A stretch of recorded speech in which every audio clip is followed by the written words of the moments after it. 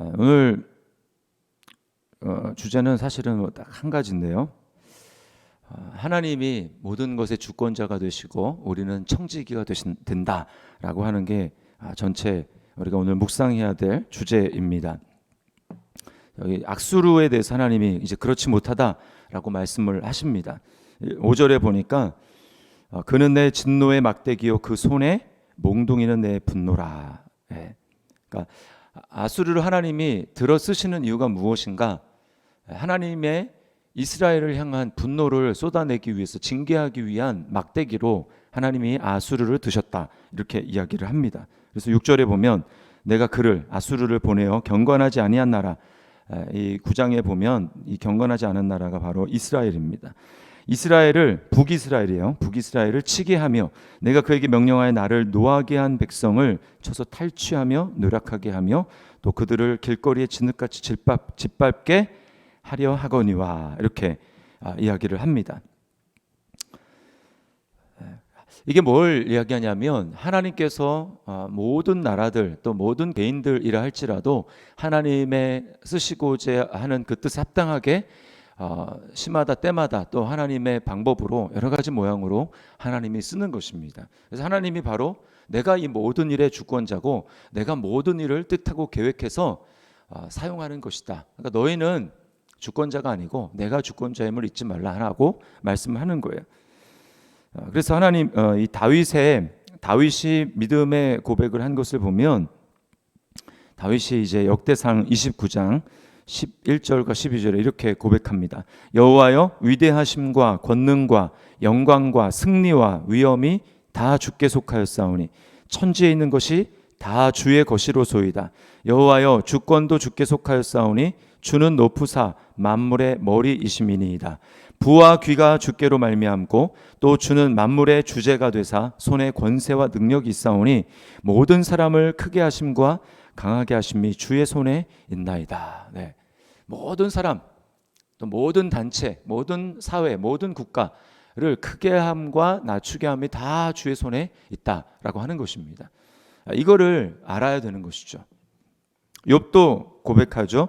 주시니도 여호와시오 거두시니도 여호와시오니 여호와 이름이 찬송을 받으실지니이다. 하나님이 주권자라는 사실을 기억하고 알라는 것입니다. 자, 근데 우리는 어떤 하나님을 원합니까? 우리는 주시는 하나님, 크게 하시는 하나님, 높여주시는 하나님, 부하게 하시는 하나님, 그런 하나님은 우리가 찬양하고 좋아하지만 때때로 내 삶 가운데 낮추게 하시고 약하게 하시고 또 이렇게 반대로 행하시는 그런 하나님에 대해서는 우리는 원하지 않습니다. 그러나 하나님이 주권자이심을 인정한다면 우리는 그렇게 다윗과 같이 고백할 수 있어야 합니다. 왜 그렇습니까? 하나님은 주권자이시지만 폭군이 아니십니다. 하나님이 우리를 사랑하셔서 우리에게 해가 되는 일에 대해서 하나님은 우리에게 그렇게 하시는 분이 아니시죠. 하나님이 우리를 사랑하시고 위하여 자신의 아들을 내어주시는 그 하나님이시기 때문에 그러므로 우리 하나님이 우리를 어떤 기간에 낮추신다, 또 약하게 하신다, 또 어렵게 하신다, 그걸 허락하신다라고 하는 것은 하나님이 우리를 망하게 하시려고 또 괴롭게 하시려고 하는 것이 아니라 나의 유익을 위해서 하신다라고 하는 것이 바로 믿음인 것입니다. 세상 사람들은 이걸 모르죠. 그래서 이 사실을 인정하지 않습니다. 그러나 성도라는 것은 무엇입니까? 이 믿음의 눈으로 그것을 바라보고 인정하는 것이죠. 그러나 오늘 이 아수르는 자신이 하나님께 들려진 도구다, 자신은 청지기다라고 하는 사실을 인정하지 않았어요. 7절 보세요. 7절 그의 뜻은 아수르의 뜻은 이같이 아니하며 그의 마음의 생각도 이같이 아니하고 다만 그의 마음은 허다한 나라를 파괴하며 멸절하려 하는도다. 뭘 얘기하냐? 자신의 욕심으로 가득 찼다라는 것입니다. 하나님의 뜻은 그냥 징계의 막대기가 되어서 하나님의 뜻을 행하고 그냥 그것에 만족해야 되는데 그렇지 않고 거기에 만족하지 않고 막 더 나가는 것입니다. 더 나가고 막 파괴하고 더 소유를 더하고 욕심을 자신의 욕망을 채우려는 그런 모습을 보게 되는 것이죠. 자신의 세력을 확장하고 자신의 이름을 높이려는 것입니다. 이게 바로 하나님이 주권자임을 모르는 것, 반대로 내가 하나님의 손에 들림받은 이 청직이구나, 쓰임을 받는 자구나 라고 하는 것을 모르는 자가 저지르는 교만입니다. 하나님의 뜻에는 관심이 없습니다. 그러나 자신의 욕심만을 채우려고 하는 것이죠. 그런가 하면 자기 힘으로 한 줄 알고 우쭐하며 하나님을 무시합니다. 자기 힘을 자랑하는 거예요. 대표적인 게 13절 14절입니다. 말로 이렇게 얘기하죠. 그의 말에 나는 내 손의 힘과 내 지혜로 이 일을 행하였나니 나는 총명한 자라. 열국의 경계선을 걷어치웠고 그들의 재물을 약탈하였으며 또 용감한 자처럼 위에 거주한 자들을 낮추었으며 내 손으로 열국의 재물을 얻은 것은 새의 보금자리를 얻음 같고 온 세계를 얻은 것은 내버린 나를 주움 같았으나. 그러니까 아무튼 엄청 내가 되게 쉽더라. 내 힘이 그렇게 대단하다 이렇게 얘기하는 겁니다. 날개를 치거나 입을 벌리거나 지저귀는 것이 하나도 없었다. 나에게 제대로 대항하는 자가 아무도 없었다. 이렇게 이야기를 하는 것입니다. 이렇게 자기를 자랑하는 것이죠. 누가 한 것입니까? 다 하나님이 해주신 거예요. 그러나 이들은 그것을 알지 못합니다. 15절 말씀을 보세요. 도끼가 어찌 찍는 자에게 스스로 자랑하겠으며 톱이 어찌 켜려는 자에게 스스로 큰 채 하겠느냐. 네. 도끼가 막 찍었어요. 나무가 넘어갑니다.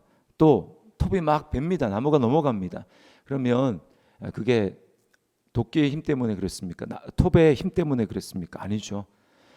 주인이 그걸 잡고 휘둘렀기 때문에 나무가 넘어가는 것이죠. 이걸 모른다라는 것입니다. 모르니까 어떻게 됩니까? 하나님이 심판하시는 거예요. 16절 말씀에 끝에 보면 뭐라고 합니까? 영화에 불이 붙는 것 같이 여호와께서 살찐 자를 파리하게 하시며 그의 영화 아래에 불이 붙는 것 같이 맹렬히 타게 하실 것이라. 하나님이 심판하신다라는 것입니다. 그래서 17절 끝에 하루 사이에 그의 가시와 찔레가 소멸되며, 그 다음에 18절에 기름진 밭의 영광이 전부 소멸되리니 병자가 점점 쇠약하여 감 같을 것이라. 심판하시는 것입니다. 이게 바로 영적인 원리예요. 교만한 자를 물리치시고 겸손한 자에게는 은혜를 주시는 것, 이것이 바로 영적인 세계의 원리입니다. 세상에도 보세요. 이게 하나님이 하셨다고 얘기했지만 우리가 하나님을 고려하지 않는다 할지라도 세상의 원리들을 보십시오. 교만한 자는 어떻게 됩니까? 그러니까 자신을 굉장히 이제 과대평가하게 되어 있습니다. 그리고 반대로 상대방에 대해서 굉장히 과소평가하게 되어 있습니다. 그 교만하면 눈이 이제 가려지는 거예요. 그래서 자신의 모습을 보지 못하고 다른 사람의 모습도 제대로 평가할 수 없습니다. 뭐가 낀 거죠. 그래서 어떻습니까? 자연적으로 노력을 하지 않게 돼요. 내가 충분히 할 수 있다. 점점 자신을 돌아보고 실력을 키우기 위해서 노력하지 않게 됩니다. 그러면 어떻게 되죠? 세상의 자연 세계의 법칙에 있어서도 도태가 되는 것입니다. 그런 사람 실력이 점점 없어지기 때문에 그렇습니다. 영적인 교만은 무엇입니까? 하나님이 아니라 나 자신의 신앙의 경험과 경력과 직분을 의지하는 것입니다. 하나님이 아니라 어느 순간에 내가 쌓아온 경험, 내가 쌓아온 경력, 그리고 나의 현재의 어떤 직분, 위치, 이것을 의지하는 것입니다. 이 정도면 괜찮다. 나는 아무 문제가 없다. 이렇게 생각하는 것이 매우 위험한 것이고 지금 교만하다라는 것을 보여주는 것입니다. 왜 그렇습니까? 하나님이 아니면 우리 오늘도 아무런 쓸모없는 존재가 되어버리는 것. 그걸 잊는 순간입니다. 잊는 것입니다. 마귀에게 속고 있는 것이죠. 그렇게 생각하는 순간 은혜에서 떨어지는 것입니다. 바울 사도가 고백하죠. 선줄로 생각하는 자는 넘어질까 조심하라. 그러니까 영적인 세계에서는 매일매일 우리가 깨어 있어야 되고 매일매일 힘써야 되고 매일매일 하나님의 은혜를 구하는 겸손한 심령으로 오늘도 나는 빈 마음으로 하나님의 은혜를 새롭게 구하며 나아갑니다. 만나는 어제 만나 먹을 수 있습니까? 못 먹죠. 다 썩어버리는 것입니다.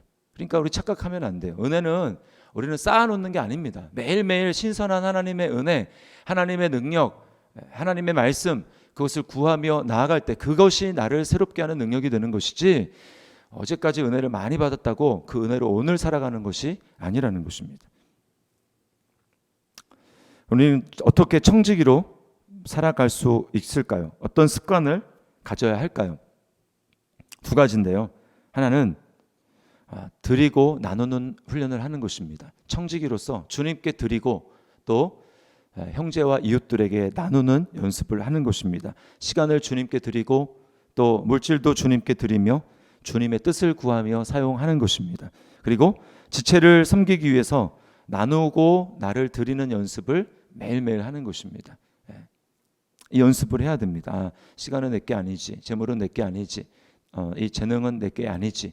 그러며 계속 주님을 위해서 또 형제 자매들을 위해서 계속해서 사용하고 드리는, 나누는 연습을 해야 합니다. 훈련을 해야 합니다. 두 번째는 감사하는 것입니다. 감사는 하나님을 인정하는 거예요.